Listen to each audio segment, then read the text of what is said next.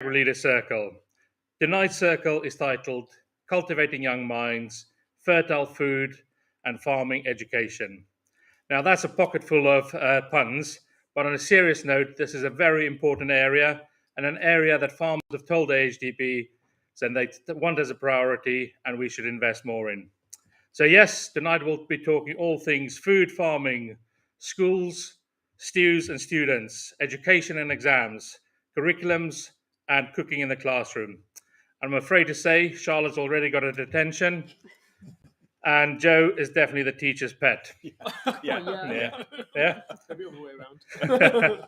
Now, normally, as the regulars would know, is that the circle is a discussion group with some well-known faces from farming and social media, and we sit around a table and then we discuss the topic. However, tonight we thought we'll mix it up a bit.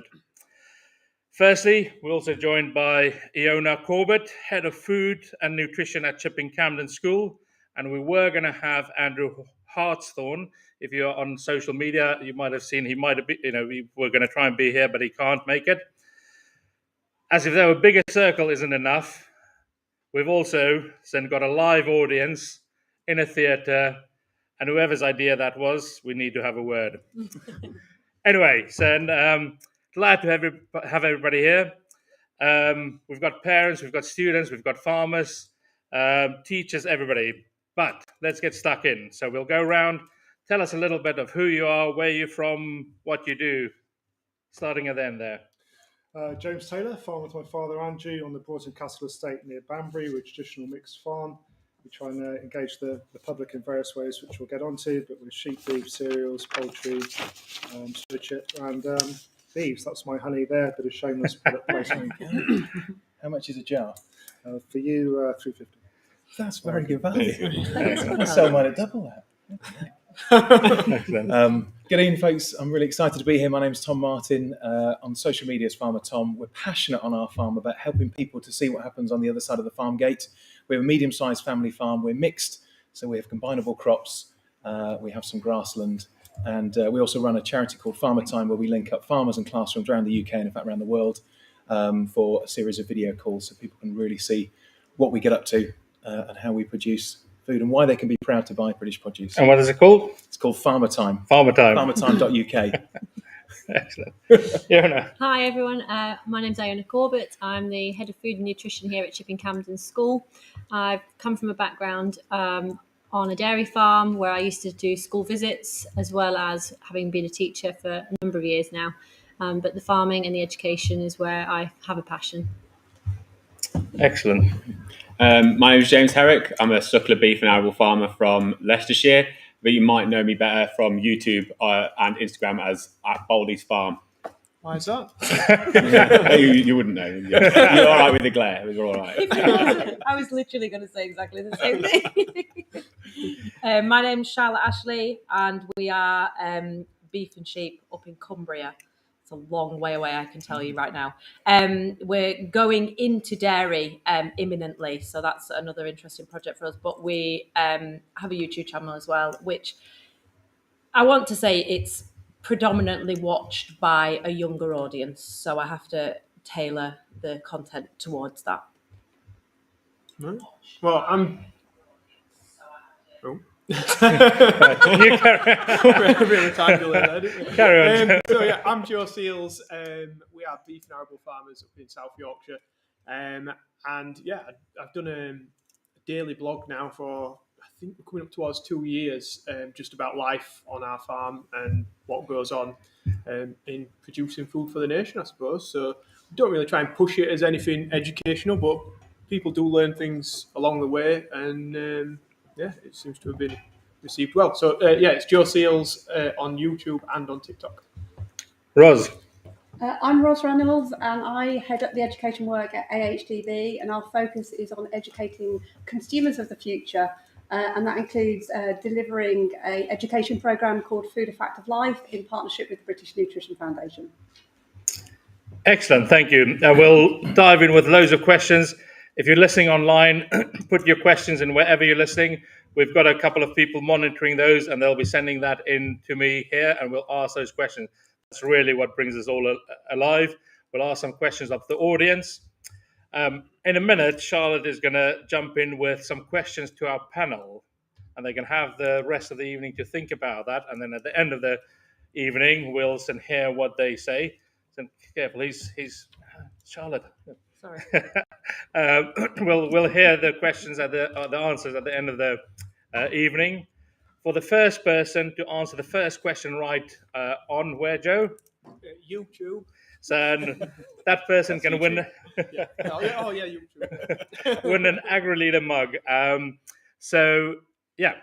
Brilliant. Have you got that here, Isaac? Hey? You got that here? So not in front of me, Joe. So, Bit of product placement. so should have done. Right, Charlotte, fire away with the questions. So, question 1: how many Food: A Fact of Life classroom resources were downloaded in the last year?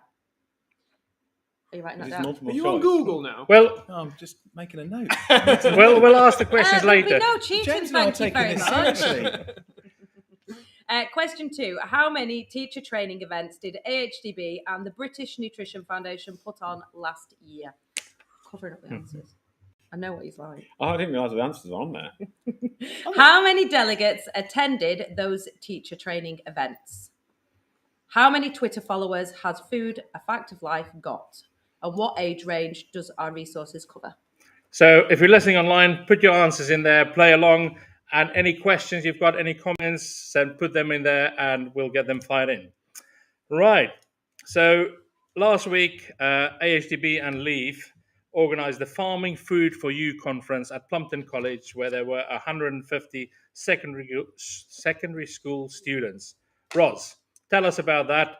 And a couple of these guys went along and will send their homework afterwards, how much they learned in class that day.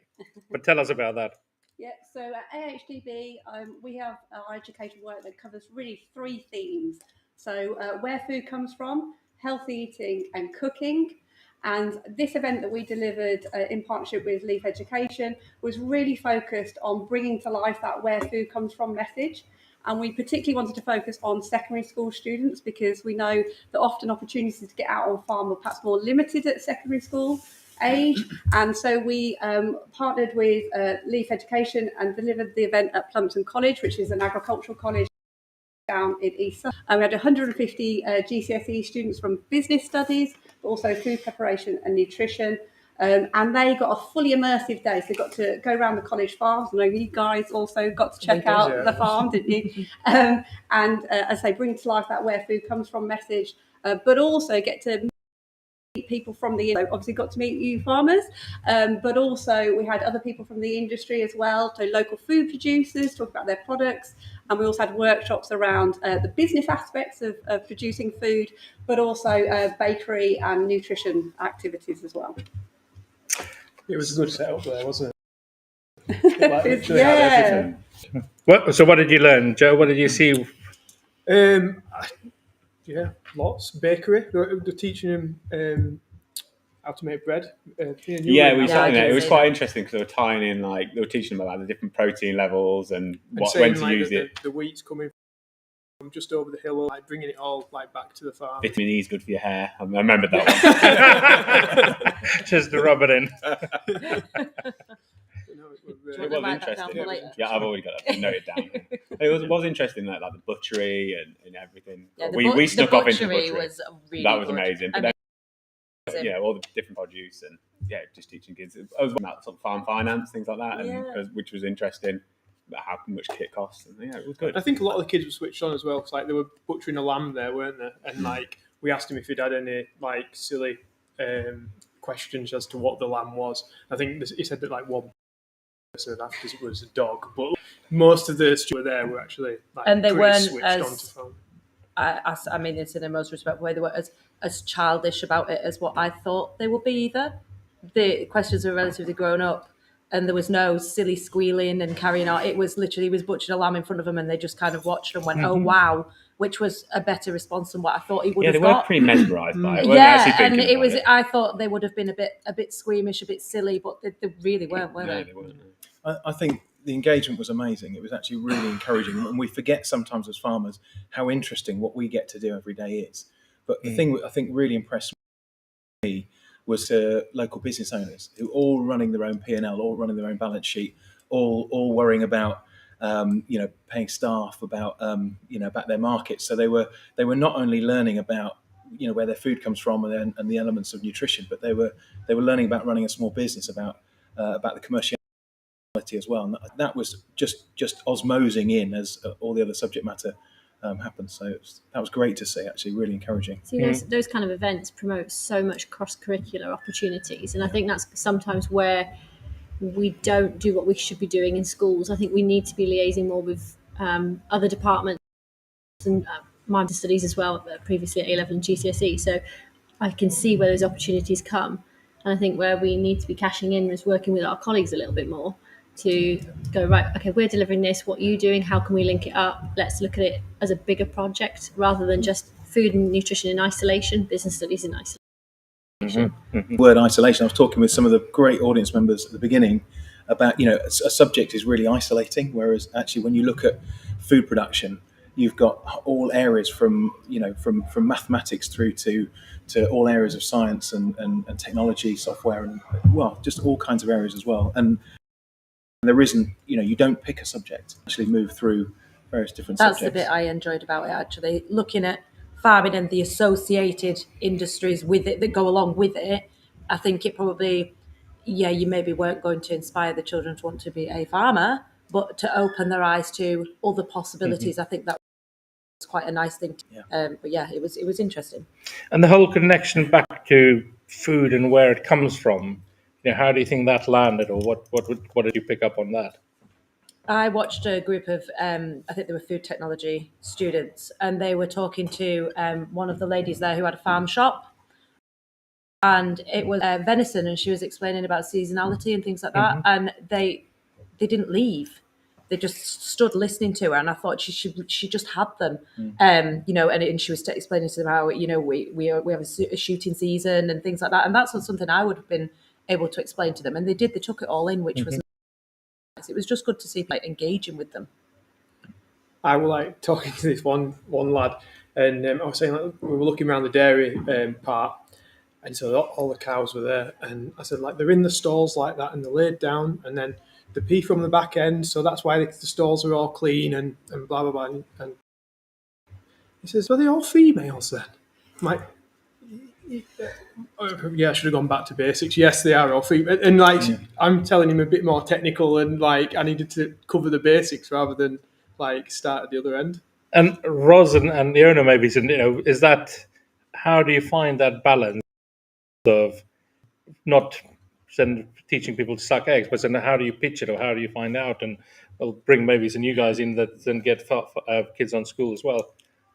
I think what was really great on the day was some of the technology. That was a real entry point in terms of, because so they had robotic milking there, and that really kind of connection. And I think it's also that in terms of the industry is so forward looking and the technology, and that it's possibly not what they thought. So actually that kind of possibly connected with something that they were interested in themselves as well. I think some of you guys were quite fascinated by that, but also I like it. how taken they were with robotics and things, and it is that it's in terms of the kind of wider supporting industries as well that sometimes have an opportunity and accessing. If you want to send up a dairy and have a chat to Charlotte. Yeah, well, that's it. We were looking at robots big time, weren't we? I've got a perfect caravan.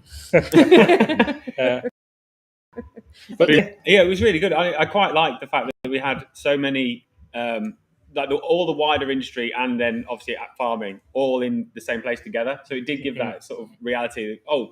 I think a lot of them perhaps thought of farming as being a farmer, whereas you stick them all in that room and they go walk around a farm, but they can go actually do something in a tractor dealership, or you could work in a bakery and it's like a subsidiary industry, but within the wider industry of agriculture, which I thought was quite good to show them.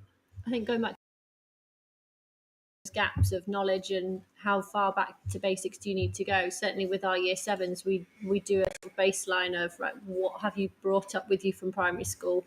Do you know where your food comes from? How much of that element do you know? Have you covered the healthy eat well guide plate? They kind of know the basics of that side of things, but then when you start going into nitty gritty, certainly when we were doing where's your food come from when we're looking at rearing it, growing it, catching it, foraging it. What are the byproducts come from animals? So cows, we've got dairy, we've got leather, we've got beef, we've got, and that realization of actually milk isn't going to come from a beef cow necessarily. There's dairy, there's different breeds, bred for different the gender, etc. So you start picking out those little things, and then you go, okay, let's stop, let's plug these gaps before we move on. As a teacher, is that your choice how in depth you go, or is there a set guideline for what you should be teaching? There's the curriculums laid out for us, so we have to cover where our food comes from, food provenance, labelling, all that side of things, making sure that they understand that it comes from, it's either caught, reared, grown, or foraged. I guess I've got the benefit of having lived on a dairy farm, so I know sort of the more technical side of it. So I can go in and use my personal experience, and I think lots of teachers bring their own personal experience to the table, and that's what makes it engaging to students. Yeah, but when they don't have that background, when they don't have that background, how do you do it? Yeah, one of the teachers on the teacher centre, I'll just bring it up for you actually. Bear with me a minute. Jenna Corbett just said, I've no experience of what farming entails and what crops are grown, produce reared, etc. I'm very much relying on programmes like Countryfile, etc. I'm trying to plan a trip to Lancashire Farm Education Centre to help both myself and my students understand more, as I find I retain things better if I'm immersed in the experience. The struggle is for schools trying to get trips out. I think food education is the biggest, most important topic for health, farming, sustainability, you name it. Everyone should know where their food comes from and understand what goes into producing it, hopefully preventing more food waste. And if you haven't got access to it, it makes it really hard. And I think from a secondary school perspective, there's a lot of great work being done. Primary schools find it a lot easier to get kids out onto farm, but the time constraints on the secondary curriculum are so tight and so restrictive, particularly when you're working with exam groups. So how do we interest teachers in that? We're thinking about interesting and engaging children, but actually, if the gatekeeper is teachers, we've got an in with you because you brought up on a dairy farm, you've got that knowledge. You're not baffled by some of the weird language we might use, but how do we actually engage teachers? Is it making the curriculum more applicable? I don't know. I think it's actually when we're teaching, we need access to resources that we can use in class environment, but is on farm. So there's that crossover, which I guess you do a lot through your. I'm going to get it wrong now. Farmer time, yeah. And somebody did say on. I'm just going to bring James in because you do a lot of bringing. Yeah, I mean, a message I wanted to get across is that there's probably farmers watching this. Just tell us what you do first of all. Yeah, so I do a few things. So we do school visits. So I was just speaking to Bob Harrison and the audience, and the numbers of school visits he does a year puts me to shame. But we do sort of about 25 a year, and we tend to sort of batch them at lambing time and calving. So we do really immersive visits. I try and do 6 or 7 very hands-on activities, keep people busy. Just done some autumn visits where we do calf feeding. I've some day cross calves for people to feed. We do apple pressing, go and dig potatoes. People have got some to take home. We've got some hens on the beekeeper, got display hive, etc. So it's very sort of hands-on. We were saying about this, it's easier to get primary schools out. That's true, although a lot still find transport costs a real barrier. But the message I just want to get across is that if you're a farmer, watch this, if you've never done a school visit, there's a lot of help out there, and it's actually a lot of fun. You don't have to spend a huge amount of resources. What I do is really sort of low cost. It's just time, enthusiasm, get some messages across, try and get that sort of wow factor, because there's a lot of things we do which we sort of take for granted because we see it every day. But actually, when people experience it for the first time, it's a real joy to see the sense of enjoyment. But like Joe's thing of the cow. Yeah. Roz. Yeah, so you were mentioning in terms of support for farmers who might be interested in hosting school visits. So that's something that AHDB is doing. So we're running a pilot at the moment. So we're supporting 20 farmers who we've recruited via an open application process. And actually today I was on one of the training courses with 10 farmers who put themselves forward, as I say, to host visits, and they're new to it. And today they were doing presentations about what they would deliver on farm, and it was just fantastic because we've talked about those personal stories and that connection and that passion, and that really came through today from those farmers kind of presenting back. So It's anything from in terms of why they love cows and also their sheep, and talking about the animal welfare, but also about soil health and the importance of soil, and also things around kind of carbon as well. So bringing some of the sustainability messages in, and it was brilliant. So that's just part of the support program that we're doing. They're also going to be one-to-one support, and also towards the cost of coaches, because we know that is a barrier. So having a pot of money available for that. So my wife's a teacher. She says the risk assessments that you have to do to go on a school trip. That's our barrier, to be perfectly honest. It's a barrier for And I help with. Yeah, so that was a big part of the first day of the training course. There's a day or so with the second day, but actually the first day was looking at some of those considerations around health and safety, and how to put together that risk assessment and work with schools as well to get that over. I find generally, the first time a teacher comes out, they can be anxious about that. Once they've come out and they see you've got common sense, you've had a look around, you've tried to mitigate risks, they're generally pretty okay with it. I think once you've got a teacher out for the first time, it's very rare that they don't want to come out again. Yeah. But then your issue is then when that teacher moves on, you've got to make the case all over again. Do you bring teachers out before the class comes? Some so they'll do. do a pre-visit? Yeah, most do. Some are more laid back than others. So part of the kind of on the training that I had, they were saying how important that pre-visit is, and perhaps allaying some of the concerns that you mentioned initially, but to run through that. So I think also finding the links as well with local farmers or what have you, where you can go out, and a countryside classroom is really good for teachers if they don't know where to turn to for finding someone to link up with. I know we've been on that before, and certainly doing their CVAS accreditation, the training that you were talking about, Roz, is a great way for them to engage with with schools as well. And obviously then we've got Farmer Time. Tell us a bit about that. How does that connect? I'd love to tell you about Farmer Time. Farmer Time fell in our lap as an idea 7 years ago. As I said earlier, we link up farmers. Each farmer in the UK has their own classroom somewhere else in the UK. And the farmer and the teacher will get to know each other. The teacher will explain a bit about the curriculum, the farmer a bit about the farm.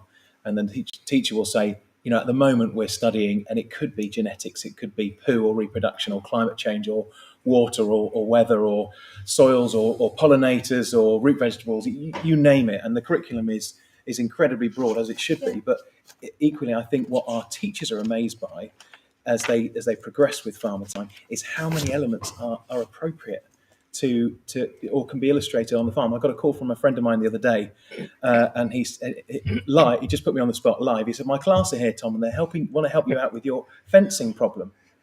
I said, "All right, tell me, how can you help me out?" And they said, "Well, we know you've got this field you need to fence, and we've calculated how much fencing, how many meters of fencing you need to buy, and how much it's going to cost you." And so they told me. It was clearly some kind of made-up field, or he'd found it on Google Earth. But they'd done that, and that was bringing maths in. And using that as an illustration, because we know that some children learn very visually. Yeah. Some people learn very experientially, and others, they can read a book and remember everything about it. But I think it's about bringing all those avenues of learning. And in farming, we can do that. In the countryside, we can do that. It's so experiential.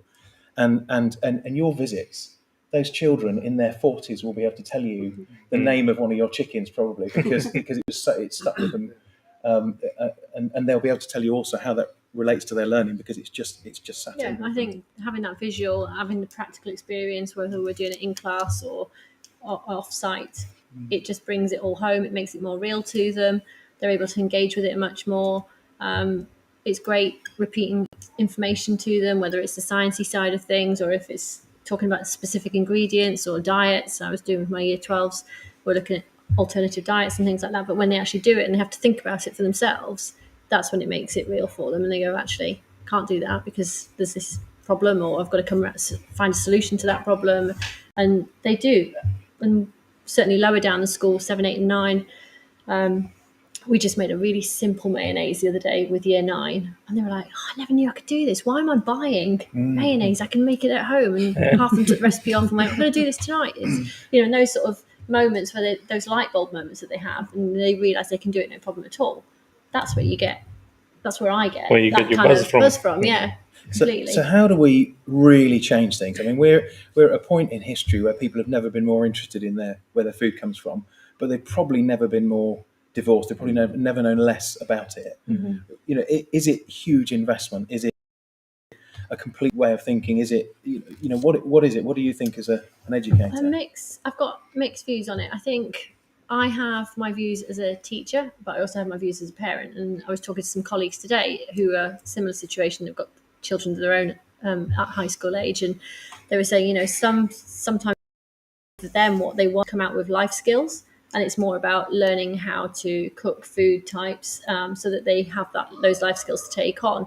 Whereas they also were wanting them to have a better understanding of diets and not all these fad diets that we see on social media that they pick up on, and they don't really necessarily understand the nutritional side of it and possible loss they could be doing to themselves if they're not following the right, looking at the right nutrition, what they're feeding their bodies with. I think from the point of view of a teacher, I want to be able to educate them about their food in more detail, where it's coming from, the different processes that farmers are using to make it sustainable for us. And then ultimately also we've got to consider the cost implications to our parents when we're sorry, slight distraction by the music behind us. Quite like There's a dance class going on next door. There's massive cost implications we're now facing. Cost of living crisis, is ingredients up. Yes, we get funding for pupil premium students, but we need to also consider that actually what we're asking parents to provide has to be affordable as well. So we had a very sort of related question coming from Gareth Wynne Jones on Charlotte's. So just talking. Hi, Gareth. Hi, Gareth. Hi, Yeah. But next week. how do we put that argument of a balanced diet is best? So how do we do that? Maybe what? Sure. That question, along with what, at no point in history at all have we ever been more available to people as farmers online. And it isn't. I'm not saying it's a good thing, because I also have an 11-year-old and a 6-year-old, and I know that the social media, I'm not letting them on it at all, despite being a YouTuber, which is just so. But how many farmers are out there putting themselves out online and showing you the real, the struggles of farming, what actually goes on, and not necessarily the country-file farming, which is vastly different from what we're actually doing. There's a fear as well from farmers. I think there's a fear of backlash. Definitely, we know all about it. It can be, and Gareth definitely knows all about it. If you put the real farming out there, people don't. So on your channels that you do, what do you reckon is the sort of percentage or the engagement that you get in public? Young people, compared to farmers.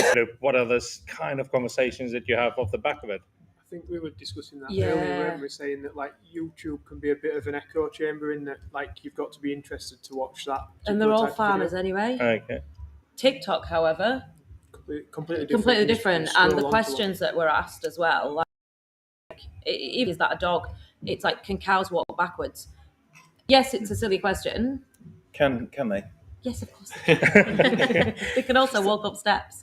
But silly questions like that we think are silly, people don't know this, and then they're going back to basics thing again, which is quite nice. And they've made that connection. Once they've done that, it's you've got them. And then you just need to build on that. They do end up coming through with a load more questions, which is quite a nice thing to see. But yeah, Gareth's right. It can be quite testing putting things out there, and I think you have to just be very wise to what you respond to. Roz, from an AHDB perspective on the weed balance campaign and that side of things, so what do we put out there and using to help address this balance of fad diets, it was called? Yeah, so we kind of promote a balanced diet, and as I mentioned, in terms of the Food Effective Life program, that Nutrition Foundation, that covers the whole balanced plate, and a core part of that is around healthy eating. And just picking up on what you were saying about cost of ingredients and cost of living crisis, so that's again something that we're looking at AHDB. It's about providing free ingredients into schools. So it's a pilot we're looking to deliver this year, because we know even before the cost of living crisis, wasn't it? It was a challenge in terms of and a barrier for practical food, particularly for high value products such as meat. So we're looking at putting in pork, beef, but also dairy and flour, and supporting that with resources for teachers to use as well. I think even the example would be more and more aware. They're asking students to be able to produce. So, they've always had to show high-level skills at GCSE and A-level, but now they're saying to us, let's think about the cheaper cuts of meat that you could be using and utilising those more, as opposed to the prime cuts that they previously would have used to demonstrate high-level skills.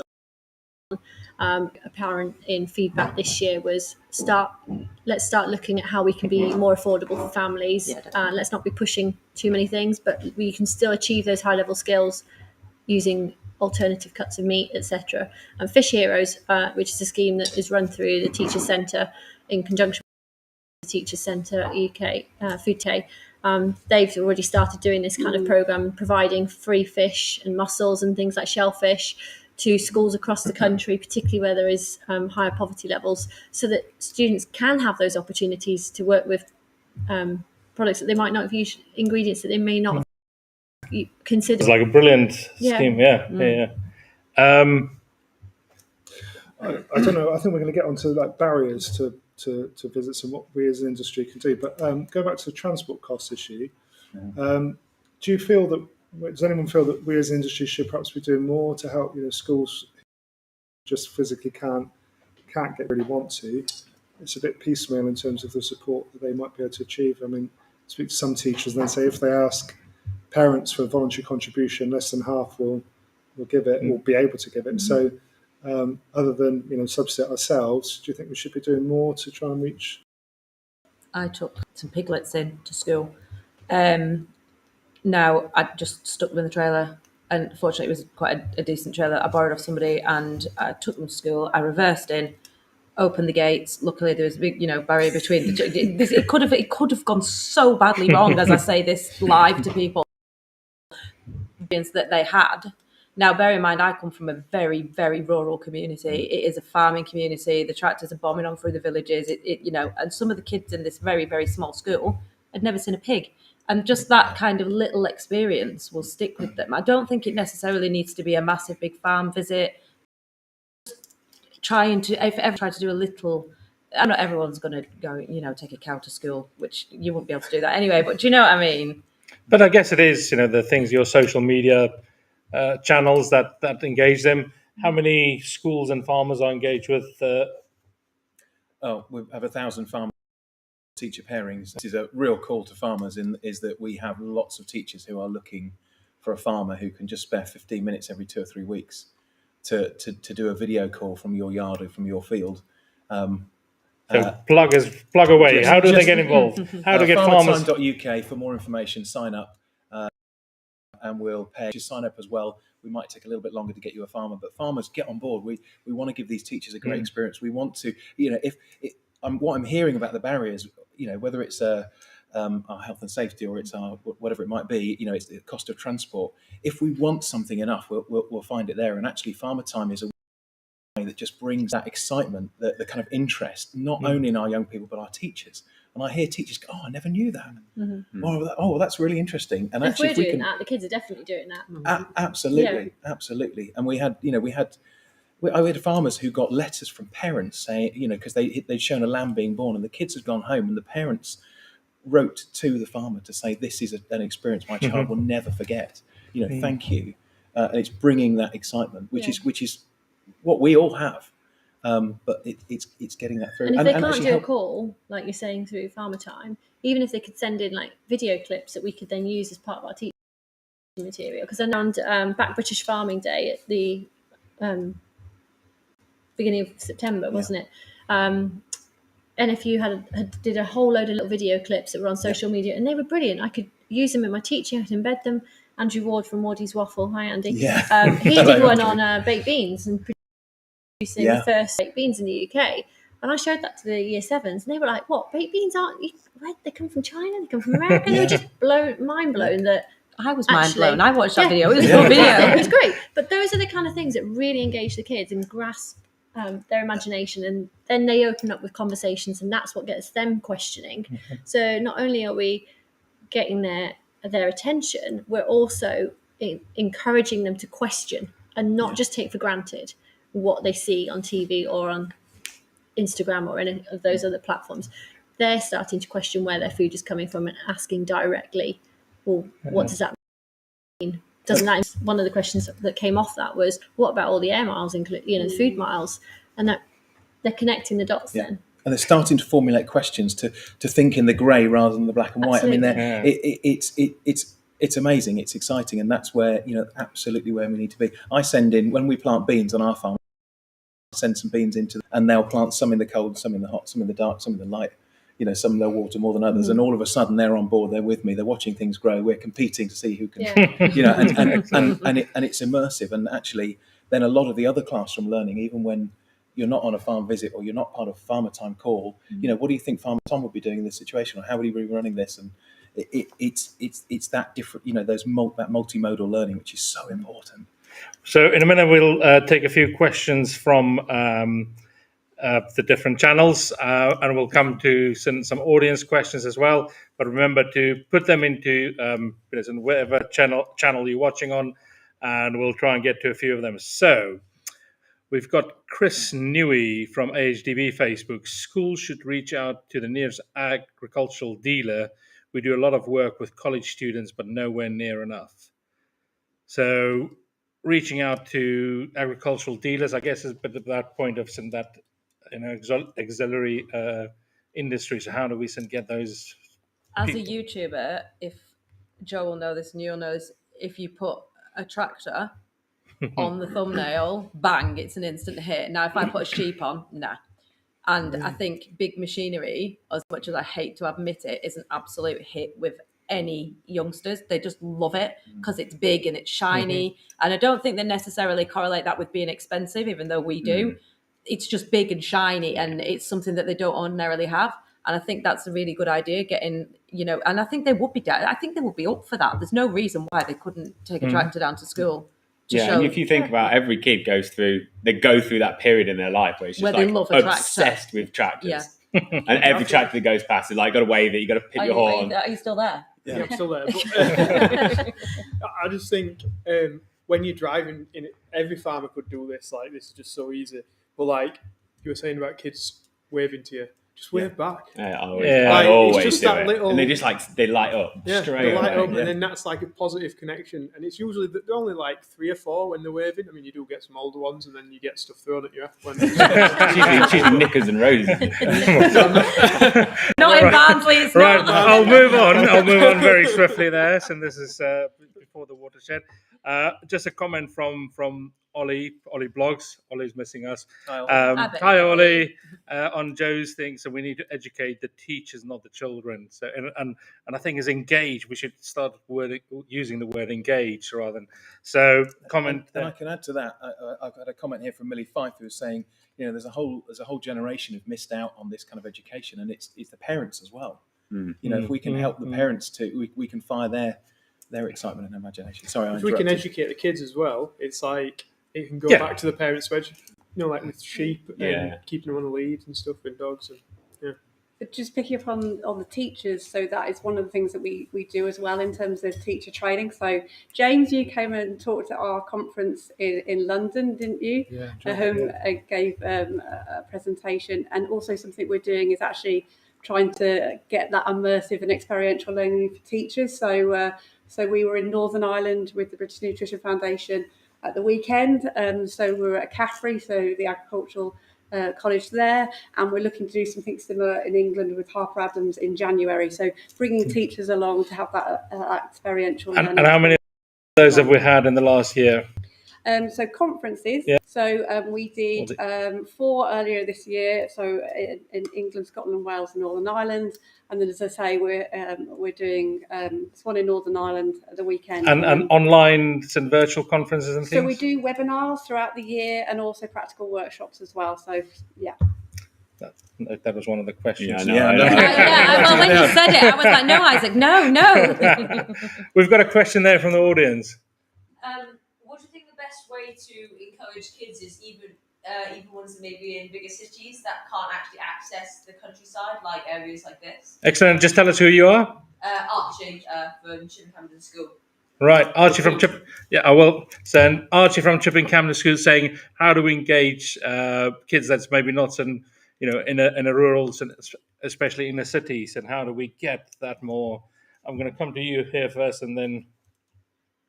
I think like the Food a Fact for Life resources are brilliant as a starting point for teachers, particularly that are in inner city schools, linking up with the likes of Tom here and what he's doing is a great starting point. There are lots of programs available. There are certainly countryside classrooms, quite a good way of linking up a little bit more. That's not just for rural schools. There's loads of resources on there for inner city schools as well. I don't know if you want to follow on from that. And I think it's with any kind of education, learning, engagement is about finding out what people are interested in and go walking on that journey with them. I've had some great comments, Ben Martin and Jake Freestone, talking about actually how we link food with health. And if people are interested in going to the gym or in looking good, actually we can illustrate that as part of the food journey. So it's finding out what they're interested in and just going along with them. But I would also say to you that I've definitely learned there are as many people in my local village school who don't know about food and farming as there are right in the middle of Birmingham or in the middle of London. We've got a lot to learn. We've got a lot of work to do. I would, yes. Good question. We're going to talk about the same thing. Yeah, we are. Go on, you go. Go on, Joe. I was just going to say about on YouTube, I get a lot of comments from people saying, and I've done mowing before. I've done it on Farm Simulator, and like it's just a gateway to get people interested in farming and like these farming games that are out there. Social media, and I know obviously I'm preaching to the choir, stood with these guys, but it's so accessible. Everybody has it. Children sit on it at night, and they do, especially in a city, especially if they can't get outside. Like my kids are lucky enough to be able to walk outside onto a yard full of animals. Not everybody can do that, and I am well aware of how very, very lucky we are to be able to do that. But social media is in the palm of the hand, and it's not uncool. Whereas if I was to say to somebody, an 11-year-old in the middle of a city, why don't you go on the Food Fact Farming for Life and all this? They're not going to. Let's be perfectly honest. They're not interested at all. And half of the time, they're not interested in where the food comes from. They are interested in messing around on Instagram and TikTok. However, we're all on TikTok trying to, push the message a little bit. And I think especially when we're quite good at keeping the content. We do get slated a little bit for being childish quite often, which I have come to terms with now because I'm a very sensible person. But I think it does still engage a younger audience. It might not be doing anything for me personally, but actually I can still have the conversations with a younger audience and hopefully still an adult audience. Whereas if I started talking about facts and figures and started getting really serious, you turn them off. And I think that's an important thing because for what you guys are doing and sometimes what we have with this, it is that audience that we're trying to reach with this. You can't be too serious or too facts driven. So. Yeah, exactly. And I've got a great farming simulator story. I'll tell you later because we're not going to get into it now. But I think another thing is we've got now, which is whatever you think of Jeremy Clarkson, has hit so many people who have never had anything to do with farms ever before. And it's engaged them and it's just got them thinking, which I think has been a real positive. And obviously that's something that's had multiple series. It's got more series coming out. And it's just a constant reinforcing that message, which I think is a real positive for us. And then it's something that, with social media, with Farmer Time, you can then build on that because it just gets them engaged in the topic. I think also we as teachers can do things in school. It doesn't have to be about taking children off-site. We have certainly for Year 7, we've done Food and Farming Day here, whereby we've had local farm businesses come in. Lower Clopton Farm Shop's been in. We've had Leaf have been in. We've had Gorse Hill Dairy. They all come in and they talk to the students, and we're looking at developing that further. So it's not just Year 7, and it's developed into workshops and things like that for the upper age group. So we're looking at not just Key Stage 3, we're looking at Key Stage 4 and Key Stage 5 moving forward. So far, it's only been done for Year 7, but there's so many opportunities. And actually, if we could get the likes of you guys into those sort of days, everybody's benefiting. Can I ask? We'll have to repeat because you won't have a microphone. What do you think? So I think definitely with the pairing up teachers to farm, I think that's a really effective method. And also, like when you said about bringing even just the tractor into schools, just so then you're able to get a bit more of a hands-on. I think it's a really good idea. Really clever. Peter? Brilliant, thank you. So that was kind of really used to kind of pair to run farmer time basically. That's brilliant. But also the kind of the experiential, just getting on board a tractor in the playground, and that's starting to kind of fire your interest, your engagement, your imagination. Thank you. Great response. Iona, I think Archie's a star student. Yeah, that's right. Archie's going to help me set up this farming day. I was going to say, if we've got, for schools like Chipping Campden, we've got a lot of students from farming backgrounds, from agricultural backgrounds. I'd like to see more sort of food and farming ambassadors from within the student population to start sharing what they do on a day-to-day basis when they're going home from school and they're helping out on the farms. They can share as much as we can share, and they've probably got a far better insight and can actually teach us something about what they're doing. More levels. Yeah, absolutely, yeah. Just in terms of engaging older children at secondary schools who live locally and are particularly interested, I'm sure lots of other farmers do, we sort of do a very sort of informal traineeship on Saturdays, so we have a bit of a waiting list. So if anyone shows real interest, they want to come back, they just come around and do the shepherding with us, just help out with 13, 14-year-old lads, and quite a lot of them are from, all of them that have got involved from non-farming backgrounds, and quite a lot of them have then gone on to careers in farming. So rather than just during, obviously they've got to have means of transport, but my dad's sort of really good at it. He does it on Saturday mornings, and there's always lads and girls waiting to. And I guess obviously there's some time invested from you and take up some time, but that hopefully pays more down the line. I think those opportunities are great for them. I know when I was teaching business studies, I would quite often refer to the farmers in context. And I had 3 girls come and say, when it came to work experience time, Miss, can we come and do some work experience on your farm? 3 girls from non-farming backgrounds, but they were intrigued by what they'd heard and they wanted to see it in action.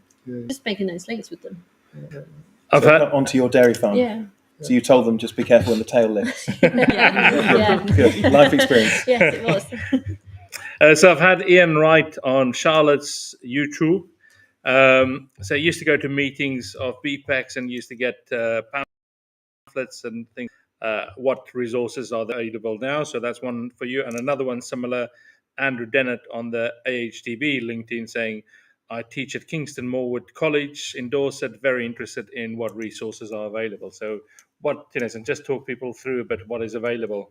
Yeah, so we've got resources available. So we've got posters, sheets. I'm wearing one of our stickers. So is Isaac. So we've got stickers that are available as well. And in terms of kind of the wider consumer campaigns that AHDB runs, so we balance with the pop-ups here. We've also got information to be able to give away, including recipe booklets, etc. The resources are great. There's knowledge organisers for all the different topics. There's video clips. There's recipes. There's activities. So certainly secondary ed, and it's broken down by key stage as well, which is really great. I use them quite a lot. So we've got to be learning your language and speaking in key stages and curriculums rather than. I had a lady get in touch with me about basically doing what you do, but I went, I've no idea. I haven't got a clue, and I didn't have a clue. And then she started talking about curriculums and fitting bits of farming into curriculum, and I was just like, wow, this is just it's pretty beyond me, but maybe it's not really. How do you guys find that on your socials? Because we're divided by our language sometimes. We talk about drilling, and people think it's a hole in the wall. So how do you adapt your language and your terminology on your social media? I think sometimes when you've got a visual stimulus as well, they can tie one to the other. So you can talk about drilling, but you've got a drill. So you're talking about what you they can see that. So it is a bit easier. It's probably more difficult when they don't have something that they can look at. It's like, oh, that's obviously what they're talking about. So I think I'm conscious of it, but I don't probably take as much note as I think. Very conscious of it, and I will. It depends what platform it's on. If it's on TikTok, I will literally go, this is a crush, and this is how you go in a crush, and I'll go through the crush and say, and this closes here, and it doesn't crush anything, and it doesn't hurt, and like it would be very simple. Whereas on YouTube, I do find myself, because I'm speaking to farmers, say, I'm not being patronising to anyone, but just in case anyone doesn't know, this is what this does. And it's a hard one to try and get around because you alienate one audience and bring another one in. You're not from a farming background. Do you think that's helped? Yes, very much. very, very much. I had to learn. And it was only when I married a dairy farmer and he was talking at me like I knew what he was talking about, and I was They do that. and then I would be doing the same Just thing dairy he was farmers. talking about from an education point of view, and it'd be going over his head. So we had to somehow get to a point where we were like, okay, this is what you, or if we had school visits coming out, he was doing his stuff, I'd be breaking it down into layperson's talk and almost humanising it to if the cows I think were the human. children Yeah, I are think quite if I often keep it polite, simple. aren't they? And they won't necessarily say, I don't understand you. I think 'cause I there just were say I'm some feeding the cows all the time. I've not got a cow on farm. Yeah, They're all no. bullocks and heifers. But Yeah, as soon as you start saying like, oh, this looks here and this, and if yeah, but people even don't sometimes for farmers is confusing because like some people call it one thing and some people call it another, depending on where you are in the country. Yeah, you're right. So, We had a question there from the audience. Tell us who you are. Rob Harrison, local dairy farmer. I suppose as a dairy farmer, I think there's a lot of misinformation around, certainly around climate change and that cows are bad for the environment. How do we put across to I suppose it's everybody, but certainly educating or trying to make sure that everybody understands. It's quite a complex area, isn't it? Really. So how do we put that across so people understand that cows aren't bad? They do a lot of good in the world as well. And actually, it's behind, isn't it? It's about a balanced diet. It's about all sorts of things. So Rob Harrison, local dairy farmer, asking about how do we get the message out there around environment and some the bigger picture, as well as just about food and farming. So how do we get that wider message out there? Just keep pushing the truth. I think if you end up with comments, which you very often do, that are sadly misinformed, should we say, don't engage with them. You can, and it might be the wrong thing to say, and Izak might completely disagree with me from a professional perspective, but from a personal perspective on social media, you're banging your head against a brick wall half the time.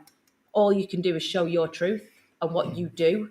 And if you, like you said, you have a visual aid with you because you're actually on the farm, so you can't necessarily argue with it too much. But I just think showing what you do in a more natural way instead of maybe facts and figures. Do you know what I mean? It is a hard one. It is a hard one because like Gareth, who will maybe still be watching, loves the argument. He'll take them on. Like, he loves it. I don't, and I find myself getting tongue tied, and then I end up getting really annoyed about it, and then I'll sit there and I'll be seething, sat on the sofa, annoyed at my phone, and then you just think, why am I doing it? And it takes all the fun out of it. But there will be resources, won't there, available to actually put these things right. Well, I once asked, I don't know if this is the right thing to say. I once asked about, was there a database of facts and figures that we can access to be able to combat misinformation? And I think there is sort of a database, isn't there? But it's maybe not necessarily accessible to everyone because it can be changed negatively, should we say?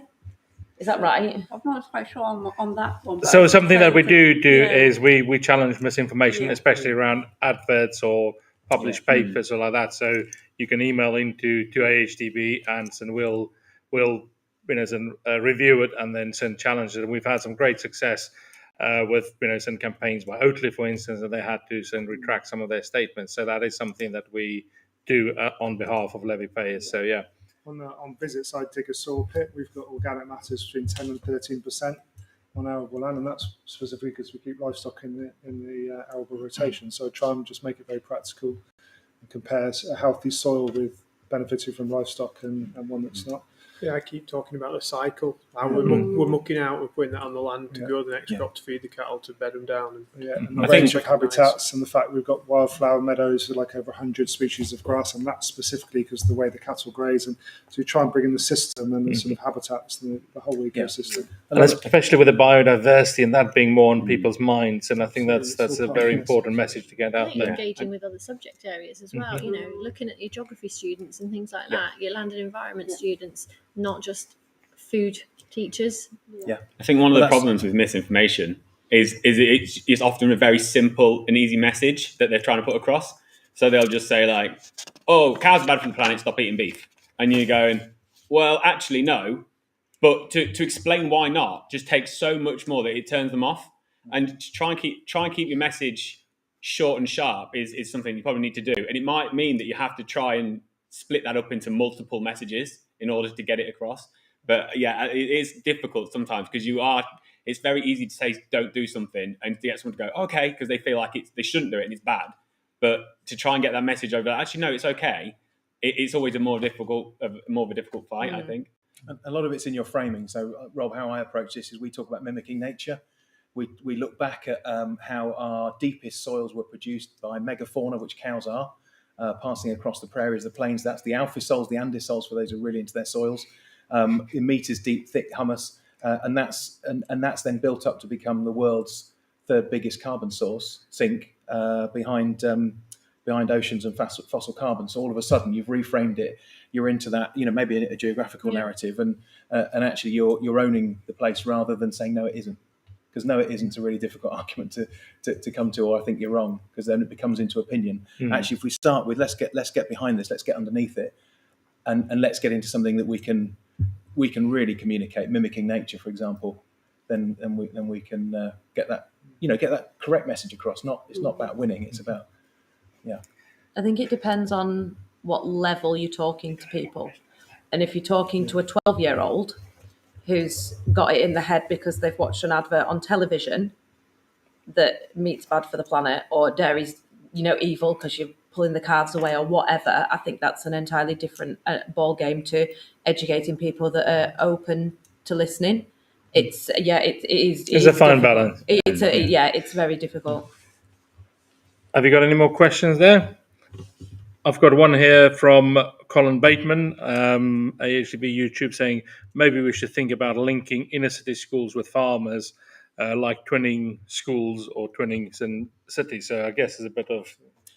Yeah, there's a great organisation called Farms for City Kids who do residential visits, real life-changing visits, and it's really like a small-scale evacuee scheme. And when we think back to a couple of generations, people really connected with the land by being evacuated and spending amount of time. Just say that again. What's the? It's I think it's called Farms for City Kids. Kids. So they're great. They only have a certain number of visits they can do, but for those people, it is immersive. It's life changing. They'll look back on that as something which will have changed the course of their lives. And I'm speaking to a few of the younger guys this evening who are looking at what course do I take? I have an interest. But how do I get that from an interest and a subject into my life direction and calling? And it feels like a really big thing to be thinking about. But I think we really need to be helping you guys to move into our industry, to move into, well, not even our industry, into food production.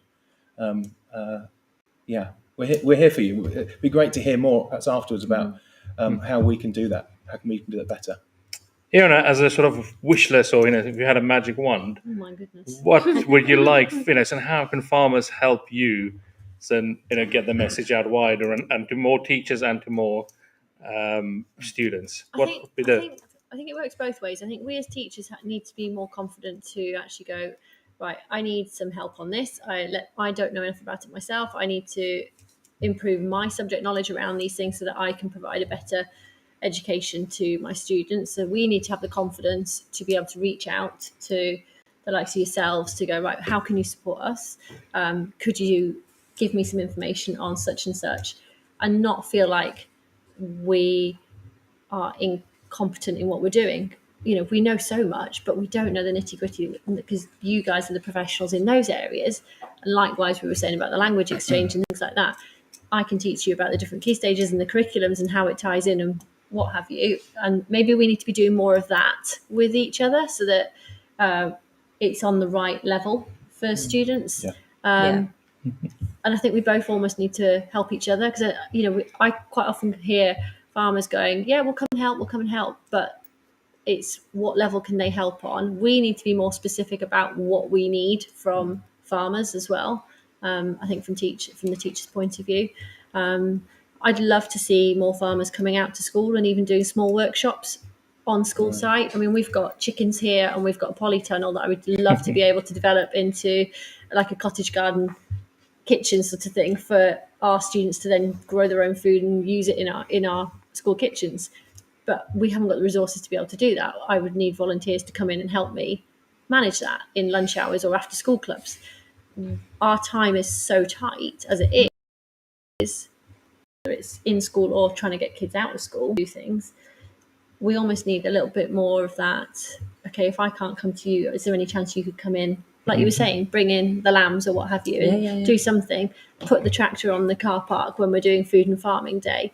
All of that just switches on imagination. But yeah, wish list is. The North in me just wish that went home and pigs all over the place. It could have.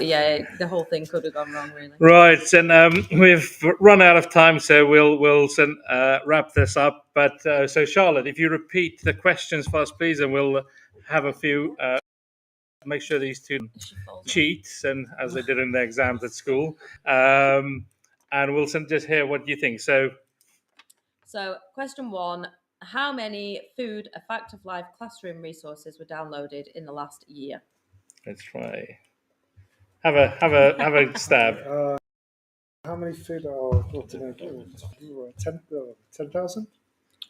I was going to go for. I think there's 15,000 schools in the UK, so I'm going to say one per school, 15,000. Is that a bit high? Do I give you the answer now? Yes, give us the answer. 1.3 million. What? Wow. Yeah. Wow. So we're getting some reach there. Yeah, that's a lot. That's a lot. My number times my number. Question 2: how many teacher training events did AHDB and the British Nutrition Foundation put on last year? I want to say 4. 7. 4 plus 1 in Northern Ireland. 16. 16. I feel like include online. online. I feel like we got Online as 4. well. So it's a bit of a trick question there. How many delegates attend these teacher training events? In the last year, how many have come to them? 800. Yes. How did you know? You've got that on No, Google. I did 50 times 16. Stop it. Quick maths. How many Twitter followers has Food: A Fact of Life? None. Twitter doesn't exist. Good point. That was good. X followers, over 10,000. And what age range does the resources cover? All age ranges. Yeah, All key 3 to 16. Not key stage 5. Excellent. So if you're interested in that, have a look at the AHDB and British Nutrition Foundation Food: A Fact of Life resources. Give that a good plug. Yeah, so foodaffectoflife.org.uk. So check it out and increase our downloads. So even I'm 1.3 million. Right, we're going to get it to 3.1 million. Farmertime.uk, farmers and teachers. Join us. Excellent. So I'm going to go around and take home, or one thing that's you're going to do, or you've been asking the audience to do, going out there in a minute. And then we'll start wrapping it up. So I'm going to start. No, I started this side last time, and then we'll go around that after who we are and where they can find Roz. So one take home From today? From today, to people to do, to remember. So I think in terms of, obviously farmers, in terms of this action, I guess Iona, you talked about this in terms of how you can support schools, but also help us get the word out about the resources that we've got. Maybe if farmers could engage with their schools. Sorry, I've got Max waving at me here in the background behind camera. If farmers could go out and engage with maybe the local schools, or wave at kids that wave to you in a tractor. Yeah. Mine would be, it isn't costly to engage with children on farm, either infrastructure-wise, which I didn't consider. I had it in my head, building a classroom, which is obviously a very costly thing. Obviously that isn't needed. And it's not costly time-wise either, which is something I didn't know. I'm going to say, sign up to Farm Time and get involved with, just put social media, try and tackle any subject that you want to talk about, whether it's dairy, beef, whatever you do on farm. And if you don't want to do it, support those that do and promote them. For me, I would say if there's any farmers in the Chipping Campden area that would like to reach out to us at school, I would love to sort of work with you and see what we can do, certainly moving forward with our Food and Farming Day. I know I've got loads of students that would love to engage. And also, I think I'd like to see, off the back of this, just being able to work a bit more with the people on this panel, breaking down those barriers of language between the two different sectors, so that we are all speaking off the same page. Love it. Yeah. Farming is the fourth industry I've worked in. In all the other three industries, every meeting, whatever it's about, has involved marketing. We've thought about marketing and branding. And farmers, you need to be thinking about marketing. It's not the job of somebody else to do that. And all this engagement is part of your marketing. It's part of your job to further your industry. And I would also say carry the conversation on social media as well. There's lots of people who are really interactive. So if you've got questions, if you want to find out where and how to engage, get in touch with the AHDB, with Leaf Education, anyone here, and we promise we'll be not grumpy. Listen, I just think following on from that, like if they are going to engage with students, there is nothing more rewarding than seeing that light bulb moment with a student. It is the most amazing, incredible feeling when a student goes, "Oh my goodness, I've got that," or "I never knew that. Wow." My take home is I should be doing farmer time. No excuse. I will be doing it. And also just to reiterate, some farmers can see school visits as, it's probably not for everyone, but some people can see that it's, very, very difficult risk assessments, etc. But there's a lot of help out there, and there's a lot of people willing to have a conversation with you to help you do your first visit. And once you've done one and you've got a teacher on board, then it will all snowball from there. Just get over yourself. Yeah. That just leaves me to say thank you very much. First of all, thank you to everybody that listened online, putting in your questions. That's really what makes this what it is. So thank you very much for that. Thank you very much for our live audience for not making my worst nightmare come true. So thank you to you guys. Thanks to the panel here. And we'll just go quickly remind us who you are just on social if you've got that. But so Roz Reynolds, Head of Education at AHDB. Joe Seels on YouTube and TikTok. Charlotte Ashley, Farm, on all socials. Yeah, Baldy's Farm on socials. I'm Izak on socials. Iona Corbett, Head of Food and Nutrition at Chipping Campden School, or iCorbett at camden.school. That's Farmer Tom, Village Farm, or Farmer Time, or any combination of those. James Taylor, Broughton Grounds Farm. I've only got Facebook. Right, so thank you very much, and not least of all to Iona for organising this, and for Chipping Campden School for giving us this great facilities. Thanks again for all of you listening online. Have a look at the resources and get involved. Thank you very much.